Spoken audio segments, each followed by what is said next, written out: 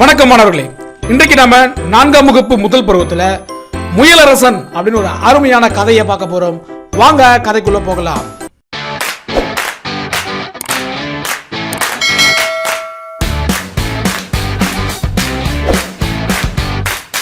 ஒரு விவசாயியின் தோட்டத்தில் விளைந்திருந்த காய்களையும் கனிகளையும் கிழங்குகளையும் வயிறார தின்று வாழ்ந்து கொண்டிருந்தது ஒரு முயல். ஆனாலும் அதன் மனதில் ஒரு கவலை. அதற்கு காரணம், அது வாழும் அந்த காட்டை பல்லாண்டு காலமாக ஆட்சி செய்து வரும் ஒரு புலியாகும். புலிக்கு கிடைக்கும் மதிப்பு தனக்கும் கிடைக்க வேண்டும் என்று முயல் விரும்பியது. புலியை விட தானே சிறந்தவன் என்று புலிக்கும் காட்டில் உள்ள பிற விலங்குகளுக்கும் மெய்ப்பிக்க வேண்டும் என முயலுக்கு ஆசை தோன்றியது. உடனே முயல் சிந்தித்து செயல்பட தொடங்கியது. நல்ல செழிப்பான தோட்டம், சுவையான கேரட், ஆஹா என்ன இனிமை! சுவைக்க சுவைக்க நாக்களை எச்சி ஊறுதே. இந்த காட்டில் இருக்கிற புலி நம்முடைய முன்னோரை சாப்பிட்ட மாதிரி நம்மளையும் என்னைக்காவது ஒரு நாள் சாப்பிட்டுருமோ? இந்த கவலையிலேயே வயிறார சாப்பிட்டாலும் தூக்கம் வர மாட்டேங்குது. என்னதான் பண்றது? சரி, ஒரு முயற்சி பண்ணி பார்ப்போம். அதுல தோத்தா வீரமரணம். வாழ்நாள் எல்லாம் அந்த புலிக்கு பயந்துகிட்டே இருக்க முடியாதுல்ல. முயலே, உனக்கு எவ்வளவு தைரியம்? இவ்வளவு காலம் என்னை கண்டாலே ஓட்ட எடுப்ப, இப்போ எவனுடைய கால் மேல கால் போட்டு உட்காந்துருக்கியே ஓடனா? நானா? உன்னை பார்த்து ஓடுறதுக்கு நான் என்ன லூசா? ஓ, உனக்கு செய்தியே தெரியாதா? உனக்கு எங்க தெரிய போகுது? இங்கே கூட்டம் நடந்தப்ப நீ தான் அந்த அப்பாவி மிருகங்கள் எல்லாத்தையும் சாப்பிட்டுக்கிட்டு இருந்தியே. எல்லா விலங்குகளும் கூட்டத்துக்கு வந்துருந்துச்சா? சில விலங்குகளை தவிர எல்லா விலங்குகளும் வந்திருந்துச்சு. கூட்டத்தில் என்ன தீர்மானம் எடுத்தீங்க? என்ன பெருசா எடுத்துட்டோம்? நீ இனிமே இந்த காட்டுக்கு ராஜாவா இருக்கக்கூடாது, இதுக்கப்புறம் நீ இந்த காட்டிலையும் இருக்கக்கூடாது அப்படின்னு விலங்குகள் எல்லாம் ஒன்னா சேர்ந்து தீர்மானம் போட்டாச்சு. நான் அரசனா நீடிக்க கூடாதா? அப்படின்னா வேற யாரும் நீடிப்பாங்க? இந்த காட்டிலேயே பயங்கரமான மூர்க்கமான விலங்காக என்னத்தான் பார்த்து இருந்துட்டு இருக்காங்க. இனிமே நான் தான் புதிய அரசர். வேடிக்கையா பேசுற? பலமற்ற சின்ன நுண்மையான நீ இந்த காட்டுக்கு அரசனா? உன்னை இப்போவே என்ன பண்றோம் பாரு. உன்னோட முதுகுல என்ன ஏத்திக்கிட்டு போ. இந்த காட்டுல இருக்கிற விலங்குகள்லாம் என்ன பார்த்து எப்படி மிரண்டு போகுதுன்னு பாரு. அப்பவாது உனக்கு நான் சொல்ற விஷயம் என்னன்னு புரிய வரும். நட நட.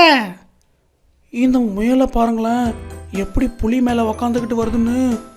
எல்லா விலங்குகளும் முயலை பார்த்து இப்படி பயப்படுது. ஒருவேளை முயல் கொடிய விலங்காத்தான் இருக்குமோ? முயலரசே, நான் உங்களை தவறா பேசியிருந்தா என்ன மன்னிச்சிடுங்க. இப்போயாவது இந்த காட்டுக்கு யார் அரசன்னு தெரியுதா? சொல்லு பார்க்கலாம், இந்த காட்டுக்கு யார் அரசன்? நீங்க தான். நல்ல சத்தமா சொல்லுப்பா, யார் அரசன்? நீங்க தான். நீங்க தான் இனி இந்த காட்டுக்கு அரசன். உன்னை மன்னிச்சு விட்டுறேன். நீ இந்த காட்டிலேயே இருக்க கூடாது, எங்கேயாவது ஓடி போயிடணும், புரியுதா? ஐயோ, என்ன விட்டுடுங்க, நான் எங்கேயாவது ஓடி போயிடுறேன். இப்பெல்லாம் முயல் வயிறு நிரம்ப சாப்பிட்டுட்டு நிம்மதியா சுகமா பகல்லையும் ஒரு தூக்கத்தை போடுது. சரி மாணவர்களே, இப்போ நம்ம இந்த பாடத்துக்கான பயிற்சியை பார்ப்போம். சரியான சொல்லை தெரிவு செய்து எழுதுவோமா? பாருங்க, முதல் கேள்வி, பல்லாண்டு இச்சொல்லை பிரித்து எழுத கிடைப்பது என்ன வரும்? பிரித்து எழுதணும், பல கூட்டல் ஆண்டு. பல ஆண்டுகள், அதாவது நம்ம என்ன சொல்லுவோம்? பல்லாண்டு அப்படின்னு சொல்றோம். இரண்டாவது கேள்வி பாருங்க, செயலாக்கம் இச்சொல்லை பிரித்து எழுத கிடைப்பது செயல் கூட்டல் ஆக்கம், செயலாக்கம். பாருங்க, மூணாவது கேள்வி, இப்போது கூட்டல் எல்லாம் என்பதை சேர்த்து எழுத கிடைக்கும் சொல். சேர்த்து எழுதும், இப்போது எல்லாம். சரியா சொல்லிட்டீங்க, இப்போதெல்லாம். சரி, அடுத்தது நாலாவது கேள்வியை பாருங்க, பேசி இருந்தால் என்பதை சேர்த்து எழுத கிடைக்கும் சொல். பாருங்க, பேசி கூட்டல் இருந்தால் என்பதை சேர்த்து எழுத கிடைக்கும் சொல் பேசி இருந்தால். சரியா சொல்லிட்டீங்க.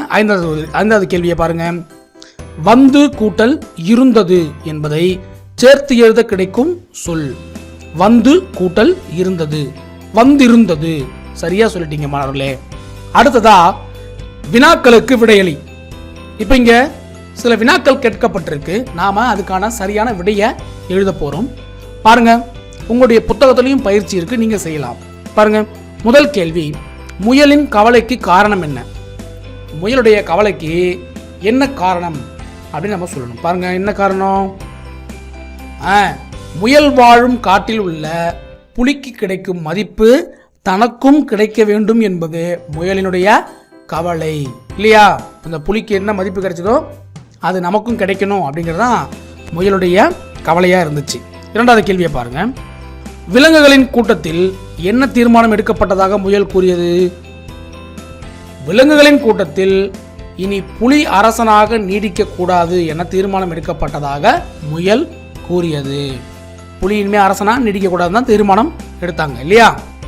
சரி, அடுத்து பாருங்க, மூன்றாவது கேள்வி, முயல் தான் அரசன் என்பதை நிரூபிக்க புலியை என்ன செய்ய கூறியது? முயல் தான் அரசன் என்பதை நிரூபிக்க புலியை தன்னை முதுகில் ஏற்றிச் செல்ல சொன்னது இல்லையா?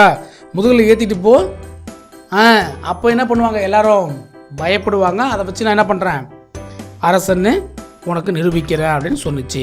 அடுத்து பாருங்க, நாலாவது கேள்வி, புலியை மன்னித்து விட்டுவிட முயல் கூறிய நிபந்தனை என்ன? என்ன நிபந்தனை சொல்லுச்சு? முயல் புலியை மன்னிக்க இனி புலி இந்த காட்டில் வாழக்கூடாது, வேற எங்காவது ஓடிப்போ அப்படின்னு சொன்னிச்சு இல்லையா? ஓடி போக சொன்னது. சரி, அடுத்தது ஐந்தாவது கேள்வியை பாருங்க, விலங்குகள் உண்மையில் எதை கண்டு அஞ்சின? விலங்குகள் உண்மையிலே யாரை பார்த்தா பயந்தாங்க? முயலை பார்த்து பயந்தாங்களா? இல்ல, விலங்குகள் உண்மையில் புலியை பார்த்தே அஞ்சியது. அஞ்சியது அப்படின்னா பயந்தது இல்லையா? சரி, பாருங்க, அடுத்தது எதிர்ச்சொல்லால் சொற்றொடரை நிறைவு செய்க. முதல் சொற்றொடர் பாருங்க, பருவமழை பெய்தால் மக்கள் மகிழ்ச்சி அடைவர், பெய்யாவிட்டால் என்ன அடைவாங்க? சரியா சொன்னீங்க, கவலை அடைவர். என்ன அடைவாங்க? கவலை அடைவர். அடுத்து பாருங்க, இங்க இருக்கு, இதை எடுத்து இங்க எழுதணும். இரண்டாவது சொற்றொடர், எப்பொழுதும் உண்மை பேச வேண்டும், டேஷ் பேசுவதை தவிர்க்க வேண்டும். எப்பொழுதும் உண்மை பேசணும், என்ன பேசக்கூடாது? சரியா சொன்னீங்க, பொய் பேச கூடாது, பொய் பேசுவதை தவிர்க்க வேண்டும். மூணாவது கேள்வி பாருங்க, தோல்வி என்பது முடிவு அல்ல, வெற்றியின் தொடக்கம். தொடக்கம் சரியா சொல்லிட்டீங்க, முடிவு தொடக்கம். சரி, நாலாவது கேள்வி, கணினி மூலம் கல்வி கற்பது புதிய முறை, கரும்பலகை மூலம் கல்வி கற்பது பழைய முறை. வெரி குட், வெரி குட், புதிய பழைய. பாருங்க, ஐந்தாவது கேள்வி, பிறருக்கு கொடுத்து உதவுவது உயர்ந்த குணம், பிறர் பொருளை திருடுவது தாழ்ந்த குணம், உயர்ந்த தாழ்ந்த. சரி, ஆறாவது கேள்வி பாருங்க, மருத்துவமனைகளில் சத்தமாக பேசாமல் டேஷ் பேச வேண்டும். எப்படி பேசணும்? சரியா சொன்னீங்க, பாருங்க, எப்படி பேசணும்? மெதுவாக பேச வேண்டும். இப்போ சத்தமாக மெதுவாக. சரியா புரிஞ்சுச்சா? புக்கில் எழுதிருங்க. அடுத்து பாருங்க, சரி தவறு என சரியான குறியிடுக. பாருங்க, நம்ம சரியா குறியிட போறோம். 1, புலி முயலின் மூதாதையரை கொன்று தின்று விட்டது. ஆமா, சரி இல்லையா? ஏன்னா முயலுடைய அவங்களுடைய மூதாதையர் எல்லாத்தையுமே அதுதான் என்ன பண்ணுச்சு, கொன்று தின்னுச்சு அப்படின்னு சொல்லிட்டு முயல் சொன்னுச்சு. சரி. அடுத்து பாருங்க, 2, முயல் புலிக்கு கரும்பு கொடுத்தது. பாருங்களேன், முயல் புலிக்கு கரும்பு கொடுத்துச்சு? இல்லை, தவறு. அடுத்தது, விலங்குகளின் கூட்டம் நடந்தபோது புலி தூங்கி கொண்டிருந்தது. இல்லை, அப்பாவி விலங்குகளை வேட்டையாடிட்டு இருந்துச்சு. அப்போ விலங்குகள் கூட்டம் நடக்கும் போது புலி என்ன பண்ணல, தூங்கலை. அப்போ தவறு. முயல் புலியிடம் காட்டில் விலங்குகள் எல்லாம் தன்னை கண்டு அஞ்சுவதாக கூறியது. ஆமா, முயல் புலிகிட்ட அப்படிதான் சொன்னிச்சு. சரி. 5வது கேள்வி பாருங்க, முயல் புலியை காட்டிலிருந்து ஆட்சி செய்ய வேண்டும் என கூறியது. இல்லை, காட்டை விட்டு ஓட சொன்னிச்சு. தவறு. சரியா? சரியா குறியிட்டுருங்க.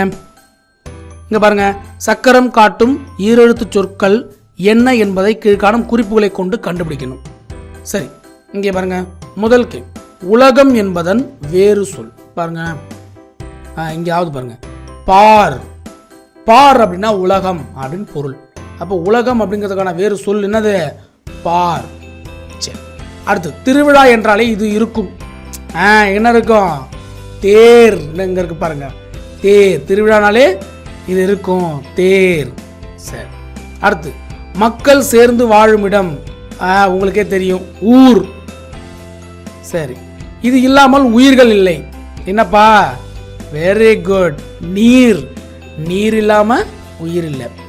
நீர் விட்டு தயிரை கடைந்தால் என்ன கிடைக்கும்? வெரி குட், மோர். மோர் கிடைக்கும். ஆறாவது கேள்வி, மரம், செடி, கொடி மண்ணில் ஊன்றி நிற்க உதவும் வேர். சரியா சொல்லிட்டீங்க, வேர். மண்ணில் ஊன்றி நிற்கிறதுக்கு என்ன கிடைக்குது? வேர். பாருங்க, ஏழாவது கேள்வி, மன்னர்கள் தம் நாட்டின் எல்லையை விரிவுபடுத்த அண்டை நாடுகளோடு செய்வது என்ன செய்வாங்கப்பா? சரியா சொன்னீங்க, போர். போர் செய்வாங்க. பூ தொடுக்க உதவுவது என்னது?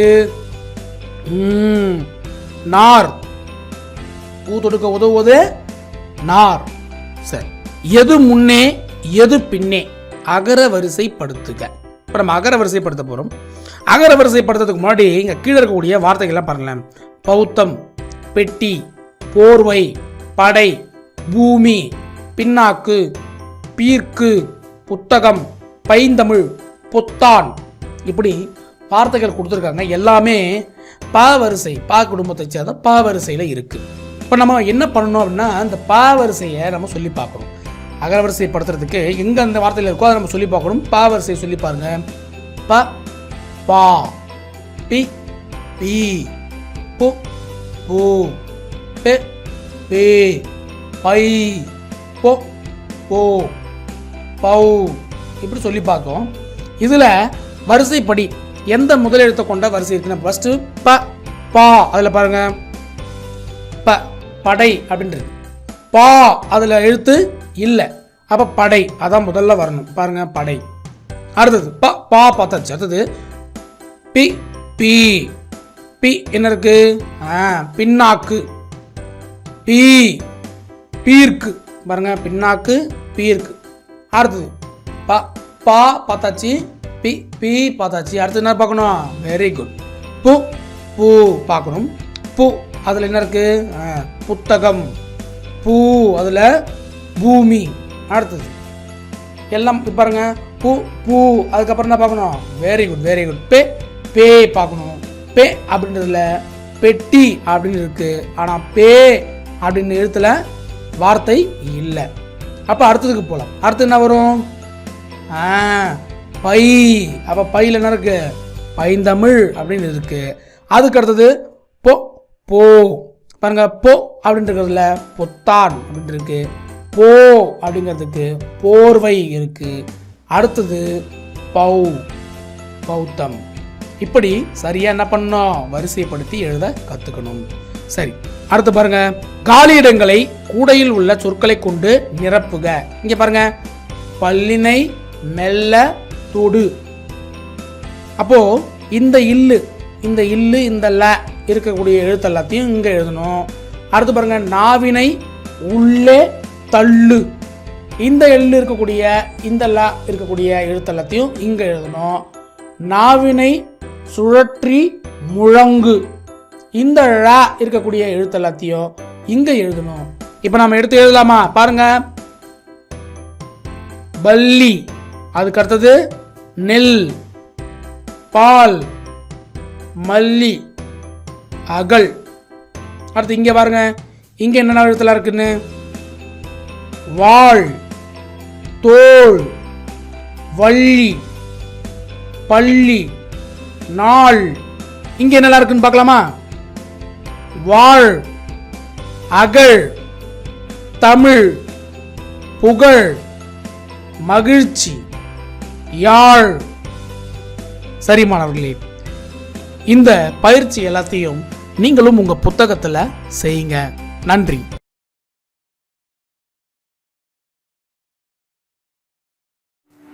Subscribe